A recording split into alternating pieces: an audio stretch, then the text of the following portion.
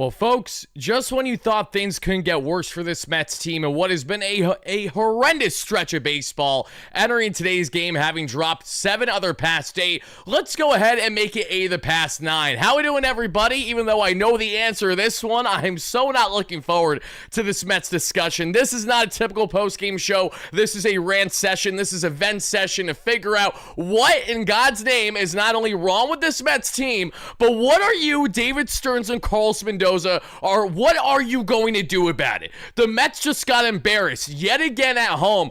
Gavin effing Williams goes this close to having a no-no for the first time in 44 years for the Cleveland and their history. Juan Soto with a meaningless bomb that I think the only man was happy about that was Eric effing Chavez, because you know that there's at least a sliver of hope that that's going to help him with his security and his job. An absolute joke. We're not here to break down inning by inning, so do not expect that in today's post-game show. That is not what you're getting. I just watched that godforsaken ball game like each and every one of you, and I am beyond fed up. I'm disgusted with this team. How do you go and win not only a series, but you sweep back-to-back series to then lose 8 of your 9 next games? This team is as Jekyll and Hyde as they come. Oh my God, I'm mad right now. I'm so frustrated as a fan right now. So I sincerely apologize in advance if some profanity gets out there, if I get a little loud for you. Lower the volume, maybe have the earmuffs on, kiddos, whatever you gotta do, because I can't hold back when the Mets continue to play not only mediocre baseball, but their worst baseball this season.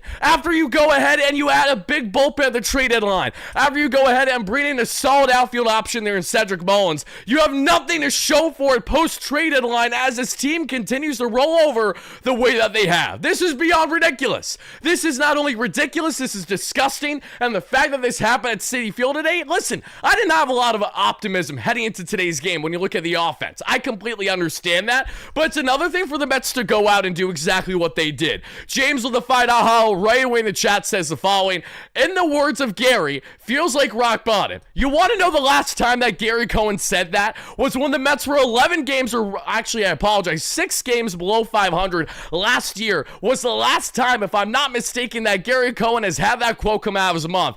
Arcade, thank you so much for the donation. I appreciate that. And of course we're going to be pissed off when we have this outcome from the Mets, because listen guys, when we take a look at what the Mets didn't do offensively, step right up and meet the effing Mets. I mean, oh my, like, this is a shit show. This is exactly what this is. You get paid how much money, Lindor? You get paid how much money, Soto? Miss me with your garbage time dead center bomb, as if we give a rat's ass, because we don't. Alonso, nothing. Nimmo, walks galore. Whoop-de-doo. Nothing from Mark. Nothing from Jeff. Nothing from Seti, even though he at least had a walk today. Nothing from Alvey as he came in a little bit later on this ballgame. And nothing from Brett Beatty. Look at this team. Look at this team. The Mets, and this is what makes matters even worse, everybody. Not only did the Mets just get swept by the Cleveland Guardians, not only have the Mets had their worst stretch of not being hit for the first time since 2004. In case you guys are unaware, the last time the Mets won a stretch of being no hit for more than 10 innings collectively, from yesterday's loss in which they did not get a hit beyond the 4th inning,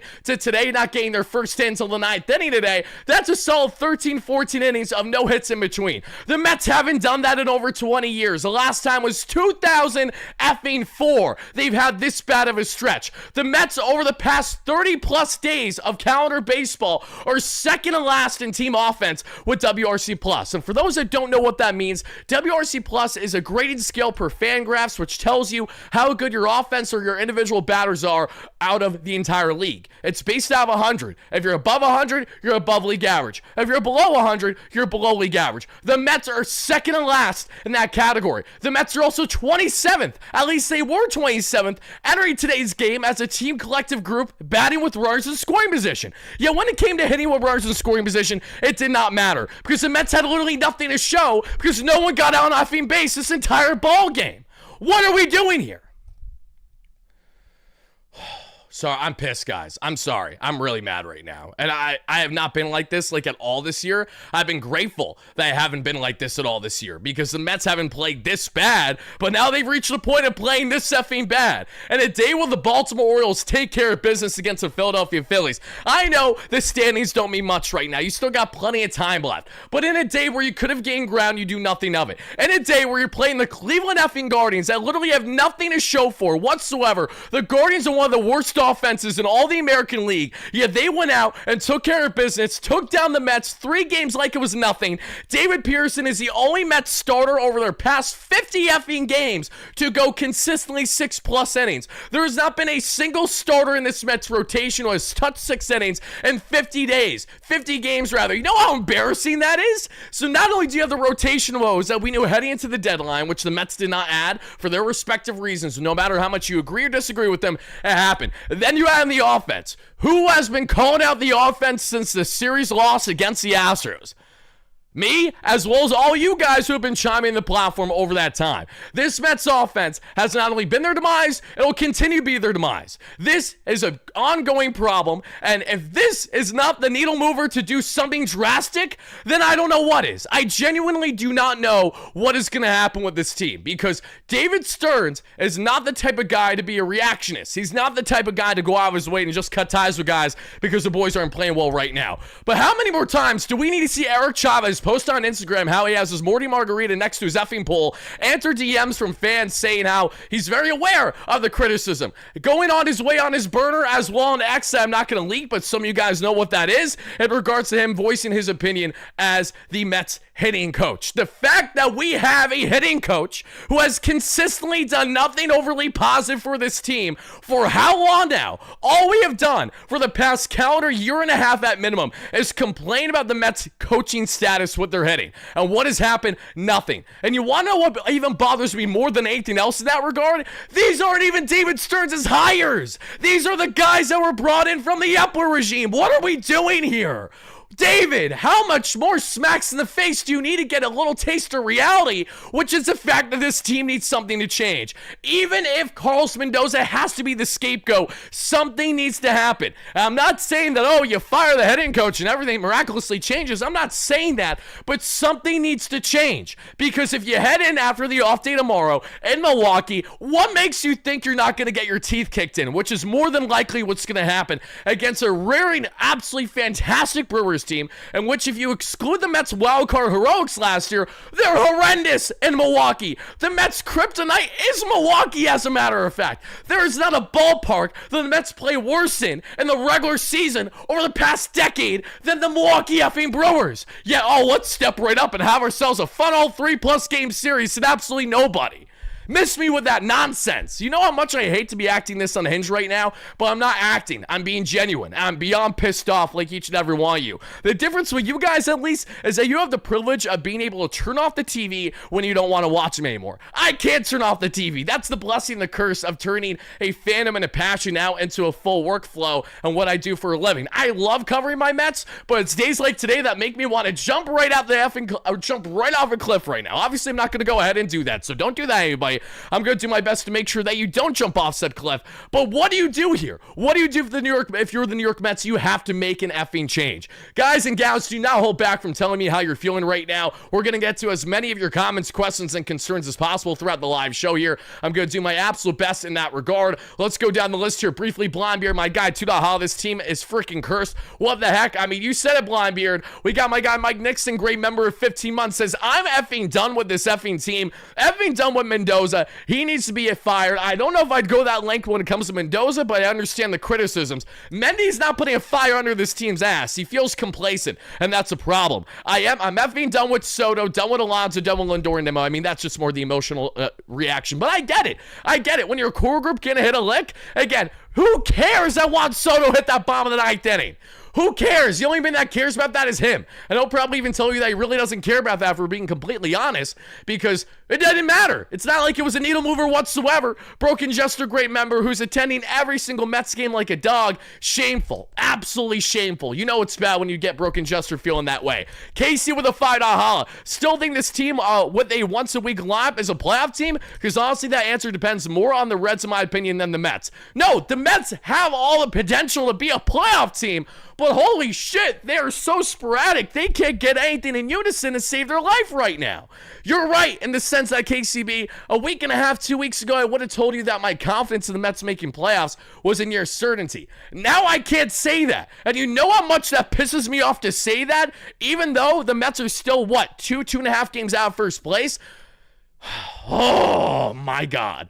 Pork with a $2. Took you long enough to finally get mad, but here's the difference, Pork. I get mad when it's warranted. I'm not that kind of fan that's going to have my entire sky falling down when the Mets lose their first game after maybe being on a 7-game here. That's where the pessimists come in. I deal with those guys on a daily basis, but I will always call out when things are going wrong in Mets land, even when things are going right. What were we calling out from the start this season when the Mets had their heater on their first 2 months of the year? I broke this all down in a tweet yesterday, but I'll expand on it more here, everybody. So listen up and let's get into the following. Let's do exactly this. What were the Mets 2 months to begin the season? They were one of the better teams of baseball. Their pitching staff was the best in the game. It exceeded expectations. But what did it exceeding those expectations do? It masked the clear flaws that this offense had. From the start, the Mets did not hit well with runners in scoring position, with the exception of Alonso, Lindor, and very sporadically in Soto, as we know to this point in time.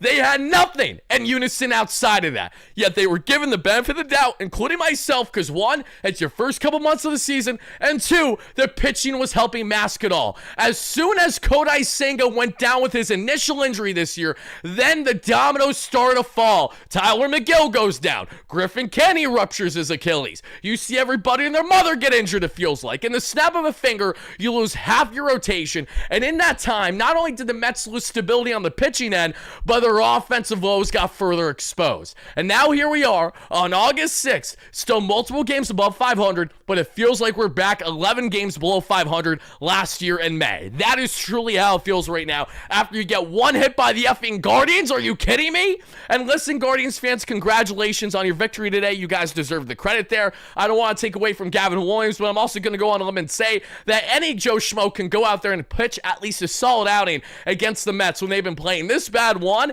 and on a day game for a series finale that they've already lost a series. Of course they're going to roll over and die.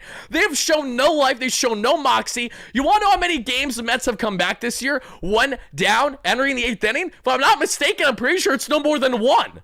No more than one. Last year, what was the Mets' identity that they built in the summer? It was that never say die mentality. You knew that even if the Mets were down 2-3 runs in the final 2 to 3 innings of the ball game, that there was great confidence that they could come back and they could find themselves rallying. Not the case today. Wasn't the case from the start. And I'm not exactly sure if I'm ever going to get instilled with that kind of confidence with this team, with a complete lack of identity that they certainly have right now here in the big 2025. We got my guy, Try Daddy, with the $10 haul. Thank you so much. 2024 Mets play great, fan attendance low. Cohen complains. 2025 fans attend. The team's response, well, F you fans. I mean, I wouldn't go that far, but I get your point. That's why the Boo Birds were there. And you can't argue that. I love Steve to death, but Steve can't argue it. Mets fans have been showing up every single game this year. From start to current, they have been selling out Citi Field throughout the regular season, even in day games like it's nothing. And in so many of these effing games, the Mets have not stepped up. They had a great start to the season when it came to dominating at home. Now they look like a team that regardless of if they're at home or if they're at the road, you're going to get the exact same result. Thank you so much for that donation. Data with the $5. Chavez was heard yelling at Soto. Why wasn't that a soft left single? That's hilarious. You think homers are good? That's funny. Good stuff there, Daniel. I appreciate that donation. That got me for a second. Let's go down the list here even more, everybody. What you guys got for me again? Don't hold back. I want to hear. I want to see it. We are not here to construct and break down inning by inning how the Mets lost 4-1 today. Here's how they lost. David Pearson gave you another fine outing. It wasn't his sharpest outing, but he certainly kept the Mets in this ballgame. He gave up a total of 4 earned runs. It's going to happen. He threw a meatball to David Fry. He had some bad luck on his side, but he still gave the Mets length. And that length alone is what I'm not going to sit here and nitpick on what David Pearson did right versus did wrong today. Because as you guys can see on the pitching end, Pearson still won 6 solid innings, 7 strikeouts, 2 walks, still has a sub-3 ERA. Not the problem today. Far from the problem. The problem, drum roll please everybody, is this shit show you call New York Mets offense. I am so pissed that I am talking the way that I am right now. I really don't think that I've gotten this bad, this point, at any point this year. When it comes to my frustration with the Mets, we are now reaching all-time high. I've been very even-keeled throughout the vast vast majority of the season and how I felt as a fan. Knowing it's not a marathon, knowing that it's not a sprint, it's a marathon. And this is something that's going to take time throughout the course of the 162. But by God, it is crunch time here in August, and this team is so lifeless. They look like they have zero identity, and exactly as I was calling out yesterday is again ever more apparent now with what we are seeing. We see another donation from KC with a $5 holla. Genuinely not sure what this team can even do to restore confidence. Win streaks mean nothing after we just saw, especially when you go from big win streaks to big losing streaks. That's been it. Snip, snap, snip, snap, snip, snap. Cue the Office scene there with Michael Scoff. You know. What are we doing? A genuine question. What are we doing here? I asked it yesterday. I'm asking again today. Still not getting answers, huh? Look at that time, Carlos. It's almost like it's time for you to give us something real. Stop it with the same cookie cutter BS media answers I know you have to give. You got to have not only a meeting, you have to put someone on some level of a hot seat here, because you cannot justify Eric Chavez and Jeremy Barnes to stay as this hitting duo. And you want to know why you can't justify it? Because the numbers have told you all season long why you need to break it up. If the Mets could be, I don't know, decent, maybe even league average, with runners in scoring position beyond a week of baseball, maybe we wouldn't feel this way. But the Mets are still bottom 3 in baseball in that regard. They're second to last in WRC plus in offense over the past calendar month plus, and their entire collective offense, when you look at Soto, Alonso, and Lindor, have an OPS of 700 at its best over the past month and a half. Yeah, you think that, oh, we're going to get things better, we're going to turn things around. I love Steve Cohen to death, but I knew for a fact that when he came out with that tweet a month ago saying that the runner in scoring position was going to turn around, how there need to be some type of external help in that regard. And Cedric Mullins can only do so much when he rakes against lefties. What do you not do yesterday? You don't start him against the lefty. It's comical. It's stupid. It's almost like the Mets don't know what they're doing. They may have their calculated decisions as to why they do what they do. They may give you the endless reasons as to why they do what they do. But it doesn't change the fact that sometimes the fans have a greater understanding. And the fact that we have been calling this shit out for weeks, let alone months on end, with the woes of this team, yet the collective team itself, and I know it's easier said than done in a 162. It's a lot of things to figure out in a short period of time. But by God, Juan Soto's on the team. The largest contract in North American sports history. You got Lindor, you got Alonso, you got Nimmo, you got Vientos, you got Jeff, you got Sedina, you got Alvy, you got Ronnie, you got all these pieces to suggest that this is a solid ball club, yet it is a steaming pile of you-know-what right now. Oh, I apologize. Again, like I said, we were going to be yelling, we were going to be ranting. I'm not holding back today. The chain has been broken. I do not have the cuffs on. I am locked the hell in the worst way possible. Greg with the $2 holla. Do you think there could be clubhouse issues? I don't know. I'm not in the clubhouse. It's a great question, though. You definitely have to wonder, what is it like? Is there gaps in that clubhouse? Are they all in one? Are they acting like they're in unity? Because right now, when this team goes on the field, they don't at all act like that consistently. The Mets do not at all have the mojo, the vibes, the moxie, you name it, that they had last year. And you want to know a big factor as to why the Mets don't have what they had last year, everybody? Let's get into the obvious one. And the obvious one as to why the Mets are in the current predicament that they are, and this was the biggest concern that we had heading into the big 2025, was how would this Mets team handle expectations? Think about it. Year one under Steve Cohen 2021, that roster was not all that ideal. They faced early injuries, they were not deep at all, and Zach Scott was just trying to figure out how to work on the fly as an acting GM after Jared Porter got caught for being the pervert that he unfortunately was. Fast forward to 2022, you exceed expectations. You just want to make playoffs, and the Mets F around and go ahead and win 101 games. The problem, their first half was electric, their second half was mediocre. Starling Marte gets drilled by Mitch Keller there in August that we see in Pittsburgh,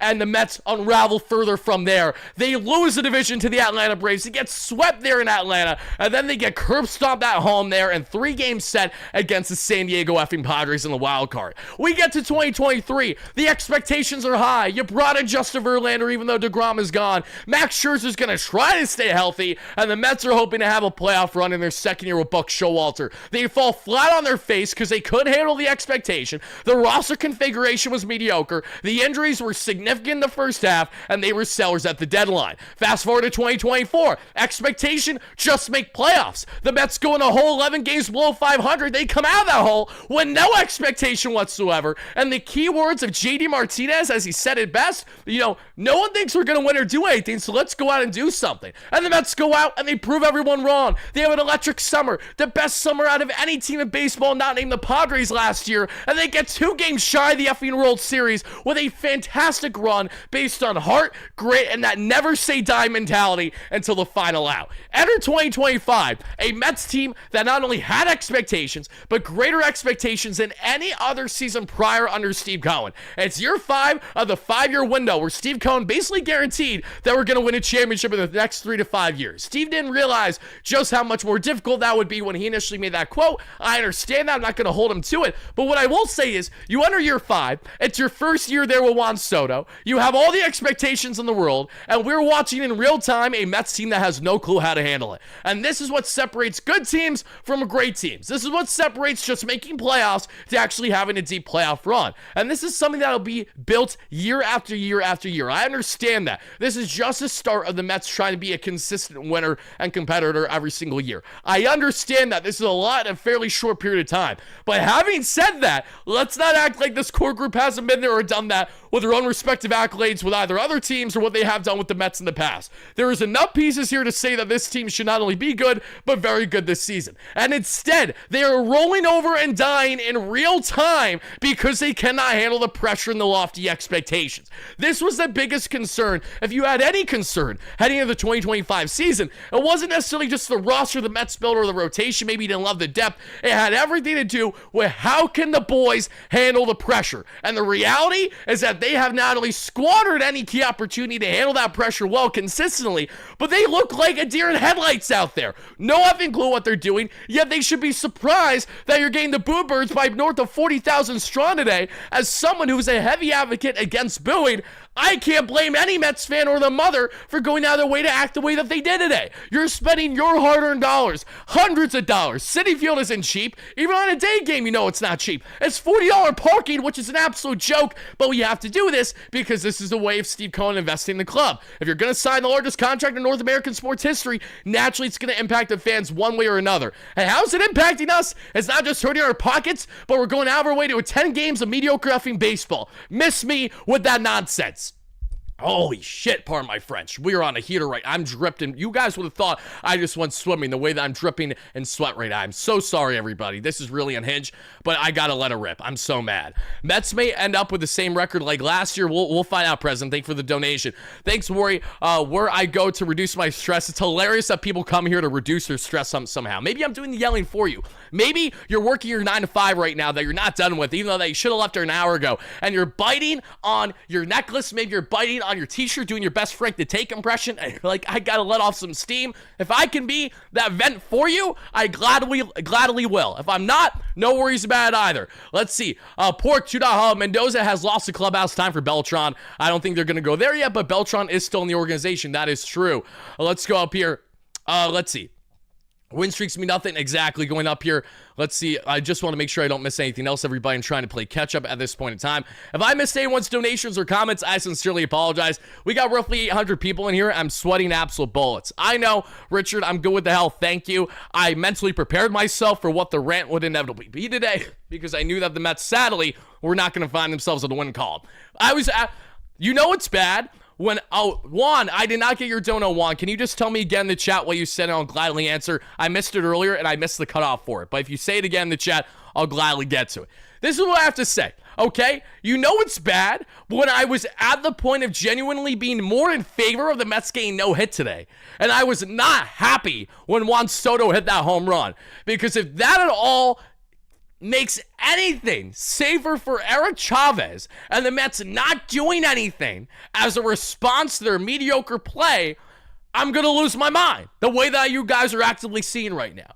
Very little, if at all, will you guys ever see me react the way that I am right now, where I actively don't want my team to perform well, but when we got to the 9th inning, when we knew they weren't going to rally back, I did not need to see a garbage time dead center home run like that was all going to be a needle mover. Miss me with that nonsense, okay? Congratulations, Juan. Always about I when we need team here. And I'm not putting all the blame on you, Juan. You're not the only one. You are just one of many people that have not been getting the job done for this offense. But you're paid $100 million this year in bonuses and base salary of $51 million. Your bonus is at 49 or 48. You're making $100 million gross this year, buddy. I don't give a shit if you have a 700 OPS. You need to be better. What you have done over the past month is not getting the job done. You need to wake up. Alonso, you're in a walk here. I have not all that much to gripe about with you. I know that you didn't hit well for a little bit, but you really started turning it up as of late. Alonso, you were not a singular problem here. I'm not going to beat you up much. Lindor, so Jekyll and Hyde. Love Lindor to death. When he's right, he's amazing. And we've seen him have some big games, even in this losing stretch. But at that same time, the Mets live and die with Lindor. So when he does not hit, you cannot expect this Mets team to win whatsoever. They are going to roll over and die along with him.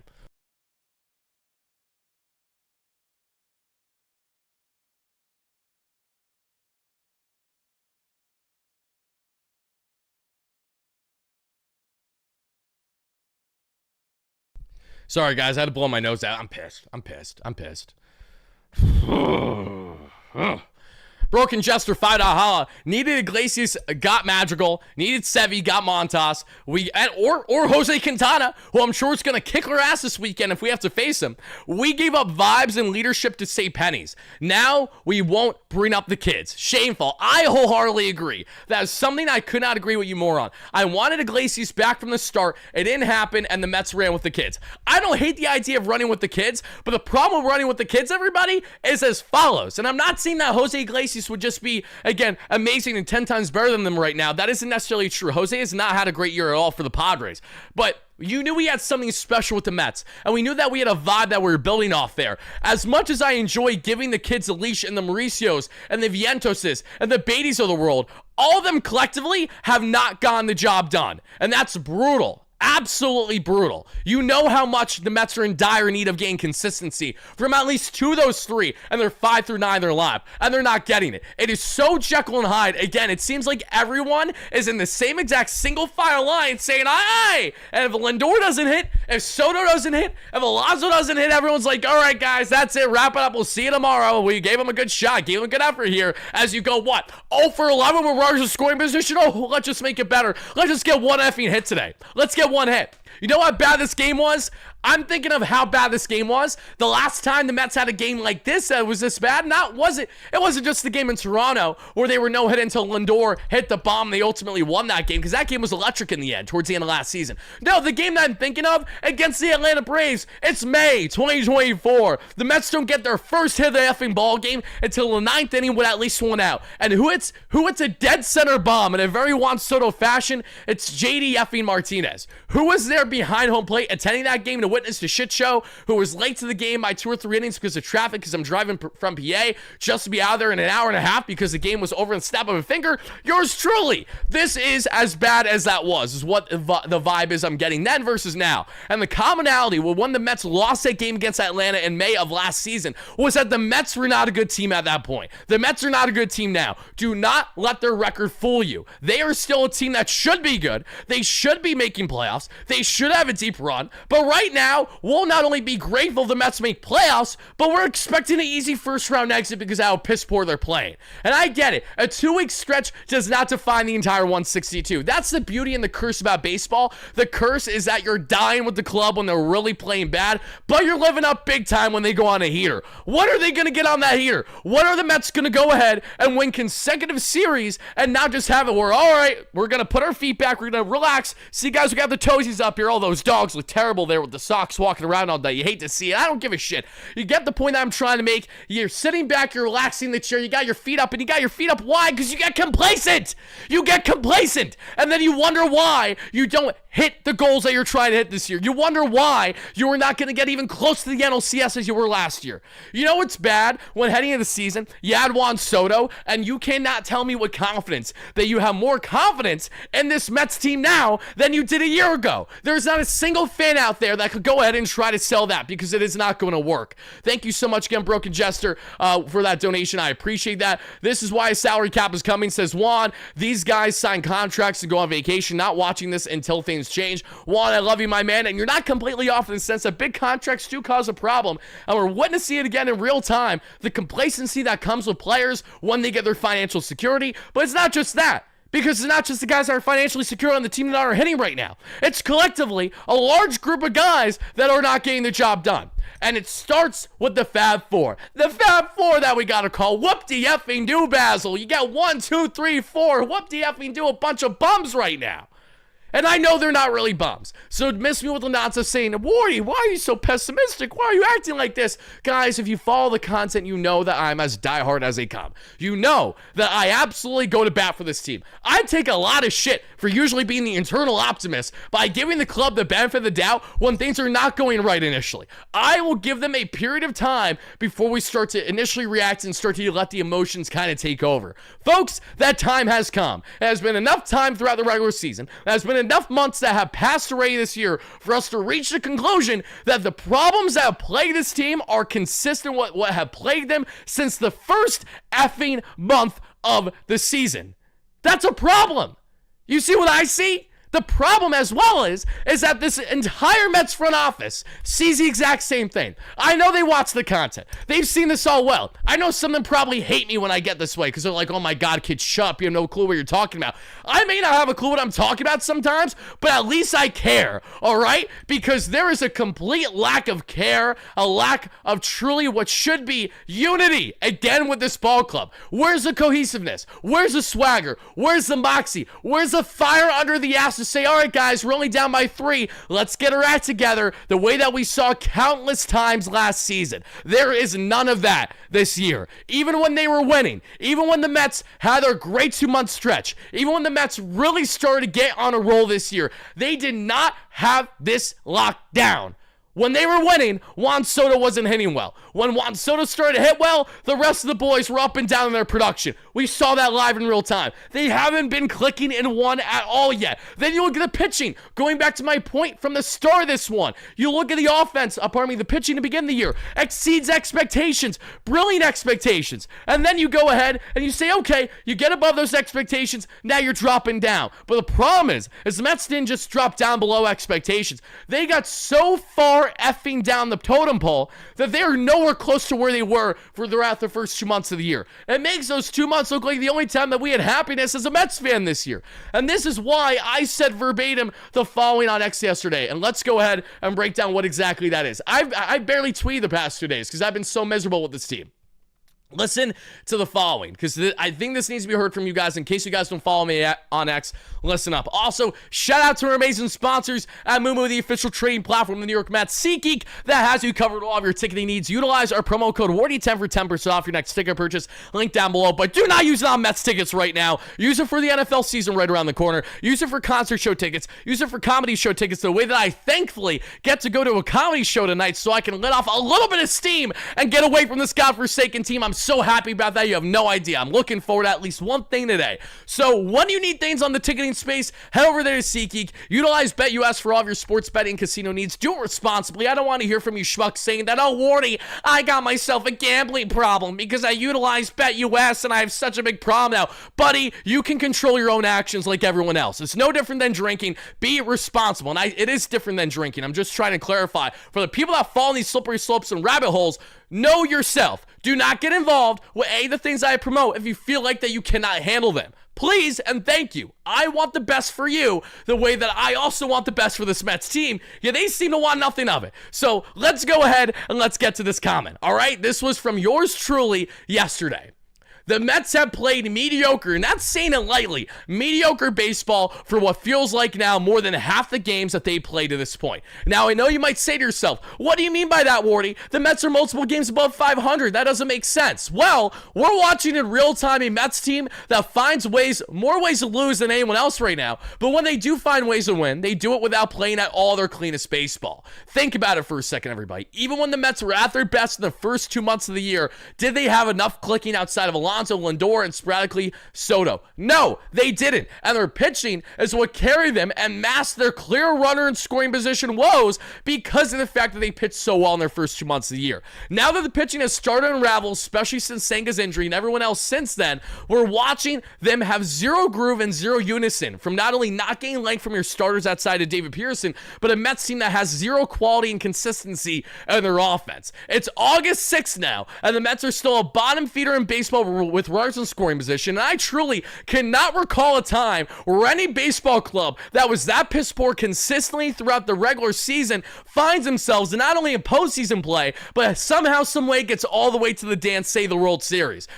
If you guys can enlighten me on the last time statistically a team that was bottom 3 in baseball and that team stat a batting average with runners in scoring position and got as far as the Mets did the last year, if you can find that, let me know. I'll be happy to relay it because I got to see it to believe it. The point I'm trying to make here, everybody, is that can they still right this ship? Is there still time? Yes, but there's less than 50 games left now, and the problem is that even at their best this season, the Mets still clearly have flaws that will get exposed inevitably in postseason. You can't sit here and tell me that if the Mets were playing the baseball that they were playing the first 2 months of the year, that they would comfortably handle playoffs. You want to know why they wouldn't? Because their runner and scoring position woes would get exposed. The same way that we saw the Yankees get their ass kicked in the World Series last year for their fundamental play, when they had been a piss-poor fundamental team for years, but they cruised out of the American League, and then they finally got that dose of reality from a Dodgers team that obviously had far more great things than they did flaws to make sure that they were going to win in the end. I'm not just using the Yankees. There are so many examples of playoff teams every single year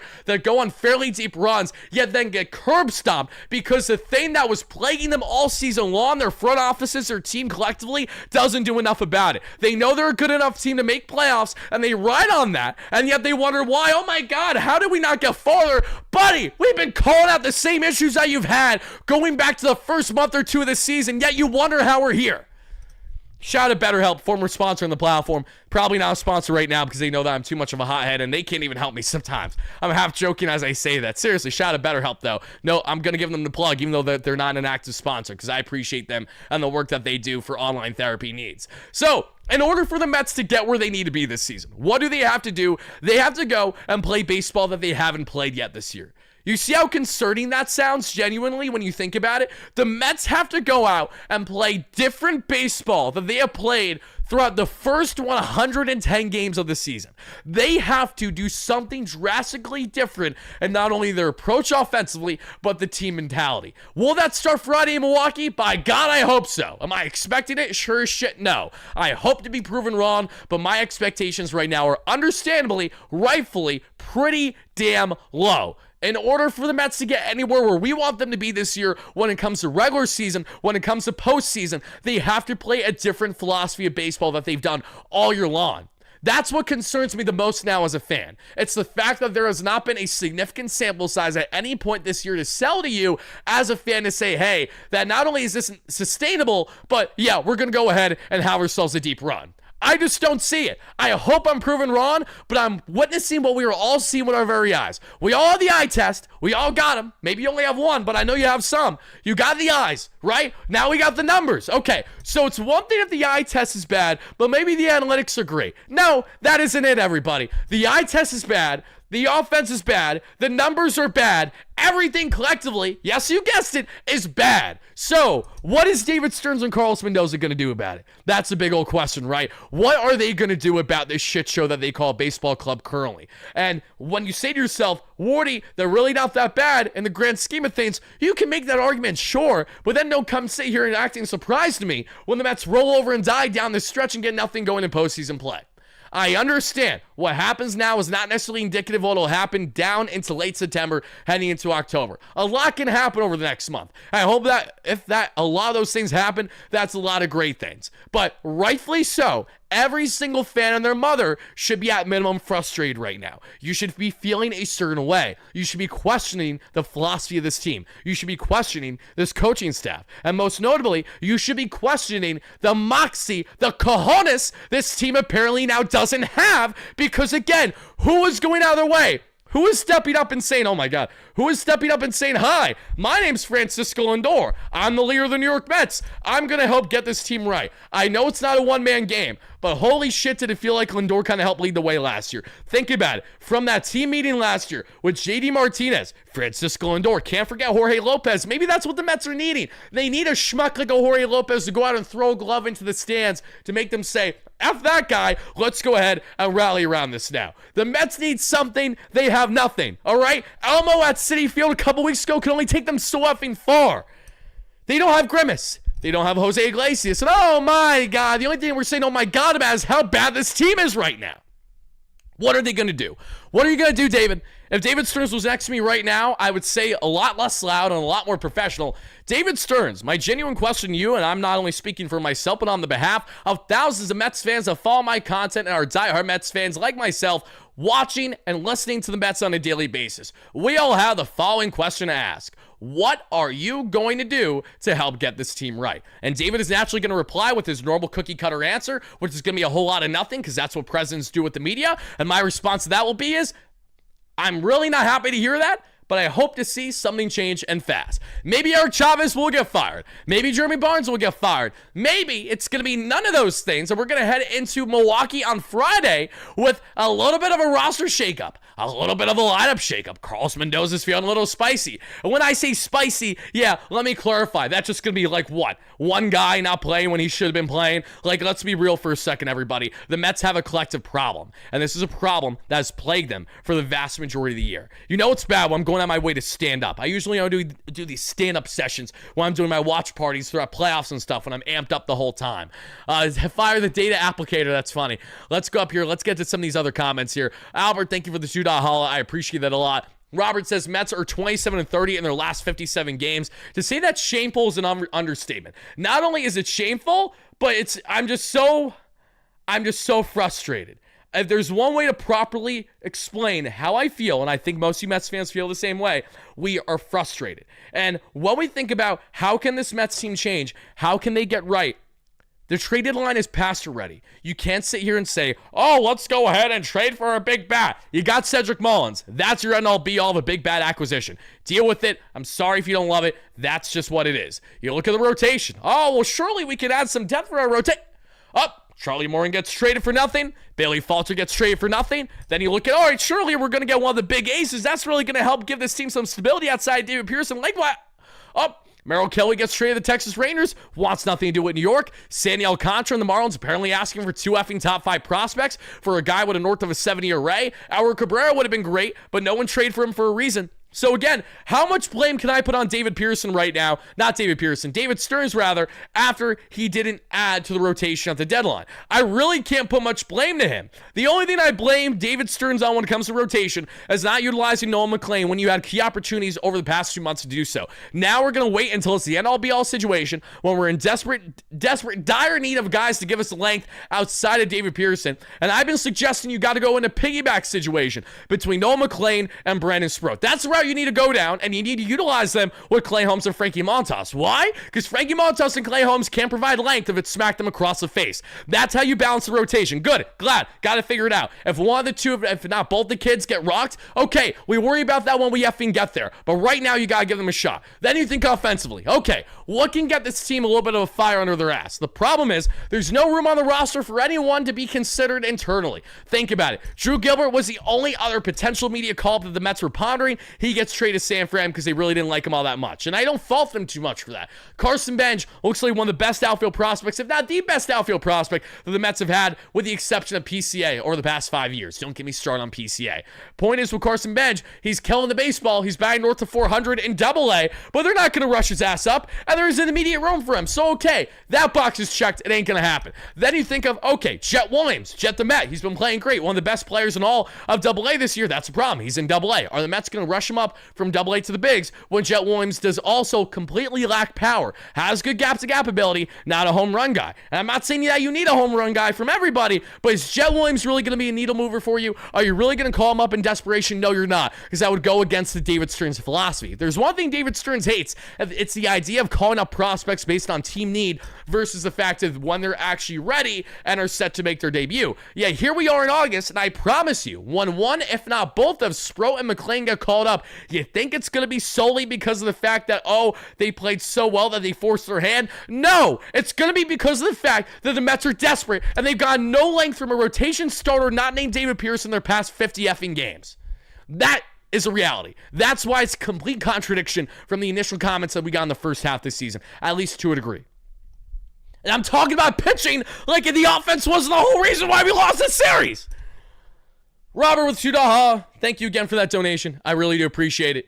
Let's see. Wardy looks a bit... I'm not, Donnie. This is what happens. You know it's bad, Donnie? When I'm so pissed off that it looks like I'm on something. I'm not. This is just me being genuine. And if you guys have followed the platform since our start here in December of 2020, then you know I get as hot-headed, as tomato-faced as they come because I love my Mets team. I care a lot about them. And this, the same way that maybe it's a vent session for you, is most certainly the way that's a vent session for me. I am not going to go ahead and look at my girl or look at my son Shay or look at my family and be as hot-headed like this because they don't deserve that. But who can relate with me more than anyone else? It's you, the thousands of Mets fans that attended the games to watch them have shit baseball. The ones that sit at home every single game throughout the year. You push aside plans with your friends and loved ones. You go out of your way to watch the team that makes you bleed orange and blue. And when they give you the steaming pile of shit that you call a baseball club that we've seen over the past north of 2 weeks now, and really what's going on the past 2 months, yeah, you're going to feel a colorful way about it. So I'm doing my best to not only be relatable, but I'm being myself. So if you guys don't like it, that's fine. Get your ass out of here. Happy to have you. Thank you for the view. If you enjoy it, thank you so much for hitting that like and subscribe button on your way in as well. I do not usually act like this. I have not acted this bad, this consistently, with the exception of Carlos Mendoza not utilizing effing Jesse Winker enough in the NLCS. That still pisses me off, and I know it shouldn't, but it still does. Other than that, I haven't been this bad, this unhinged, since when the Mets won and started 0-5 last year, when they went 11 games below 500. You know it's brutal when I'm getting to the point of acting this way because it's not an act. I've done a very good job on biting my tongue, keeping that puppy in my cheek, and just letting this season flow on with so many different things I went wrong with this team. But I've had enough. And all it takes to say I've had enough is the Mets to wait until the final effing inning to get their first effing hit of the ball game. That is why I am the way that I am. You may not love it. You may hate it. Regardless, I'm being me, and that's why we built such an amazing platform here to over 34,000 subscribers, and that's why, as a thank you, because even when the Mets can't show up, guys, Wardy does. Even when the Mets are probably going to give you no news to be excited about on the off day, barring changes, Wardy is here for you. And what is Wardy here for? Folks, we're giving away a Mets jersey of whatever player you're least frustrated with right now this Thursday, and we're giving that giveaway right around later on the evening, so be on the lookout for it, everybody. I may be in the city earlier in the day tomorrow, but in the evening, I'll be back home. We're doing a members-only Q&A tomorrow, a Q&A live session where you guys can obviously call in, have your voice heard, that kind of stuff. We're going to be interacting, doing a whole Q&A session, and then for our live show that's separate from our members tomorrow, we're going to be doing pretty much a nice whole hour breakdown on what's going right, what's going wrong, all the latest hot-button topics regarding this Mets team, and we're giving away a jersey as a further thank you for 34,000 subscribers. And yes, it can be a Jonathan jersey. As long as you figure out what number you think he'll play at the major league level, that's fine with me. Well, I can customize it for you. I don't care. Whatever you guys want, I got you as a further thank you. So again, guys, tomorrow, make sure you guys do not miss. We're doing back-to-back live shows. One's for our members. One is for everybody else on the platform that isn't just a member as well. We'll probably be starting these live shows earliest tomorrow, 8:30. It might run a little bit later at night, depending on how quick I get back from New York, so barring changes. But be on the lookout for it. Like I said, even when the Mets can't show up for you, I will be here for you. I got you guys covered. Don't you worry. Be on the lookout. I will give you guys more updates on that you guys will see on the community tab tomorrow. And one final thing as well to just say real quick. Thank God that I did not do a watch party for an in-game watch party because I was this close to doing one with playback yesterday and today. I'm glad that we're pushing it at least a little bit longer because there's been nothing to watch to at least be entertained by. You guys would have watched me in real time today crash out by the time we got to the third inning because they didn't have a hit. And that'd be even worse when you say to yourself, oh shit, we're in the eighth inning and we still don't have a hit. So we will have the watch parties back on the platform sooner than later. I promise each and every one of you, but just be on the lookout for it for when it happens. Don't exactly know when exactly it'll be yet. My God. Mets trend similar to crypto. 8-game win streak starting next week. Oh my God, Max, that's hilarious. Mike with a $5 holla. Wardy question, is there a decent starter in free agency this year in the upcoming free agent market? Yeah. but I don't know exactly off the top of my head who that's going to be for this Mets team right now. Zach Gallen is a free agent at the end of the year. Merrill Kelly's a free agent at the end of the year. I wouldn't be opposed to either of those guys out of the rotation for next year. The Mets have a lot of awesome internal rotation options next season. They will have a healthy Christian Scott. They will have a Joe Nathan that they could consider all the way from AA. They will have a Noel McLean and a Brennan Sproat. That's 4 in-house options if they aren't traded that the Mets can consider for this rotation next year. I do not anticipate them to do anything absurd rotation-wise this offseason, but at the same time, who the hell knows what's going to happen? Who knows what David Stearns is going to do? Because I think it'll be completely indicative with how this season ends and the urgency to win now heading into 2026. Let's see here. We got another donation. Gates, $10 holla. Sproat and McLean have been wasting their energy and innings in AAA. They've been dominating with nothing to gain there. Get them to the damn majors already and see what they have. I could not agree with you more, my friend. I could not agree with you more. Thank you so much for that $10 holla. I really do appreciate that. Mario with a $5 holla. Work was dreadful because of this shit game. Yeah, Mario is a dog. He's a member on the platform. He attended Wardy Day, and he works full-time at Citi Field. He's amazing. I'm tired of Stearns' stubbornness. Look at Pearson. He was an emergency prospect call-up. Now he's a stud. While that's true, let's not forget that I did take Pearson multiple years to get where he is now. That context is important. David Pearson, for those that don't know, is one of the few starters in this Mets organization currently that made his debut from AA to the bigs. He made his debut in Boston in the shortened 2020 season, and if I'm not mistaken, won at least 5 rock-solid innings against the Red Sox at the time. I remember that game because I was waiting. I was highly anticipating his start there, and he was solid. Pearson had some ups and downs. He had some good starts, some bad starts. Now, David Pearson for the past, year and a half has been the most consistent starter for this Mets team. You can't tell me it's anyone else because it's not. When you look at length, availability, and consistency, David Pearson has been that guy better than most.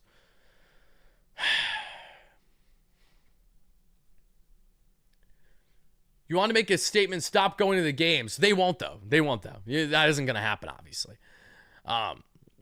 Wardy True Ball Knower here. I remember the 2010 Giants were like that. Terrible, awful hitting, but amazing pitching, and just scratching 1 run is all they need to win. I know. Listen, we all know very well as a Mets team to have great pitching, but to not have offense. The problem is we're not even getting great pitching consistently. We're not even getting that. So you can't even say to yourself, oh, well, at least the Mets got this going. All they got to do is figure out that. No! They have multiple clear problems and flaws with this organization that do not have immediate fixes, with the exception of considering the kids, like we just said, and Noel McLean and Brandon Sproat, and potentially on the outside looking in, Joe Nathan.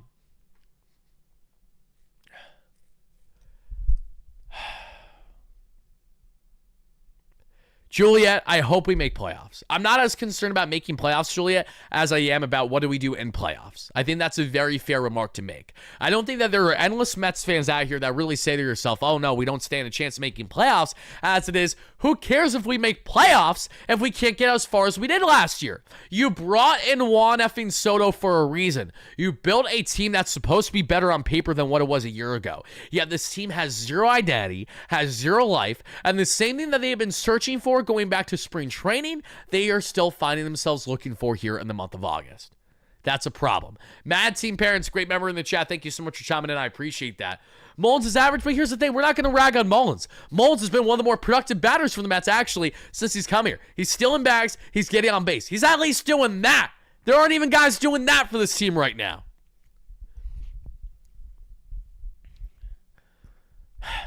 I'm pissed, guys. I'm sorry. You know what's bad? I've been yelling for like Pet in the North the past hour. My stomach is in knots right now, genuinely speaking. Like, I laid it all on the line for you guys. I can go longer, but selfishly, I don't want to. We're almost an hour into the live show, guys. I'm gonna cut it off now. I'm so pissed off with this team. I need to cool off. I'm gonna try to enjoy my evening. Again, keyword try there. And like I said, tomorrow night, be on the lookout. Back-to-back live shows. Members only Q&A, then a full channel live stream with all you guys reacting, event session, whatever it might be. If we have content that comes out before then, be on the lookout for it, of course. Know that I love and appreciate you guys so much for hitting that like and subscribe button on your way in and out. Don't hesitate from doing that, especially if you felt like you related at all to this conversation. I get it. You're probably not really as emotionally tied or as hot-headed as me, but I also know that there's thousands of Mets fans that are emotionally irrational like myself because we have so much going on right now. You know what? Let's just do this real quick as well. Thank you. Yeah, like, Oh my God. Just people are so fucking stupid. Like, I can't. I'm pardon my French. Just absolute idiots in here. Like, genuinely speaking, idiots. Not the vast majority of you. The ones that get booted for acting like I don't know what I'm doing. Buddy, I've literally been covering them daily for 5 years now. I think I have an understanding of how this team operates and what's right and what's wrong with them. I'm not saying I'm perfect. I'm not saying I have all the answers. As a matter of fact, that's exactly why I'm losing my effing mind, because I, like every one of you, am grasping at straws to figure out how do we get this team right. We can make our suggestions, but those suggestions only mean so much if the front office and the coaching staff does nothing about it. So that is what I'm going to leave you with, guys. Thank you again so much for watching. I really do appreciate it. Scott, I did miss your donation. Let me see if I can find the chat, Scott. Scott, if I missed it, can you do me one favor and send it? Not send it again, but can you do me a favor and tell me what the donation was, and I can gladly answer it in the chat for you? Yeah, I believe that I don't see, unfortunately, I don't see anything in the chat from you donation-wise. So I'll wait until you can go ahead and comment that again. Scott, whatever you donated, let me know, and I'll answer for you real quick, and then I'm out of here. I love it. Warriors on fire. Appreciate that, Paul. Love you to death. You have a great rest of your day, my guy. Let's go, Mets. Michael Stroh, great member as always. Thank you. I appreciate that. Scott H., we're waiting on you, baby. Scott, you donated. What did you donate, brother? Relay in the chat once more what your comment was so I can answer it for you real quick. It was long, but it's all right. But are you sure? Okay, Scott. Next time, Scott, I promise, I'll make sure I answer for you. You know that I answer your comments literally every single time for the most part when you donate. So I apologize for that. We got Jake Asman in the chat. You know, Jake's in it. Jake, for those that don't know Jake, guys, not only is he a huge but fantastic Yankees fan, he does great Knicks and Jets coverage at the Jake Asman Show that you guys can check him out on YouTube as well. And he just gifted NATO a membership in the chat. Jake, thank you for making my day a little bit less frustrating with that donation, that membership right at the buzzer. And the kind words there, Mr. Mike Breen. Let's go with a nice subtle bang thanks to that membership. So thank you for that, Jake. I appreciate that. Guys, share some love with Jake Asman. If you guys don't know him, check out his YouTube channel. Like I said, for all New York sports, he's got you covered, does a fantastic job. But that's it from your guy, Wardy, everybody. I'm going to go ahead and try to enjoy my evening. I got a comedy show to watch. I got bigger, better things to do than to yap about my New York Mets for at least once. I'm going to go ahead and do that. Have a great night, everybody. And as always, no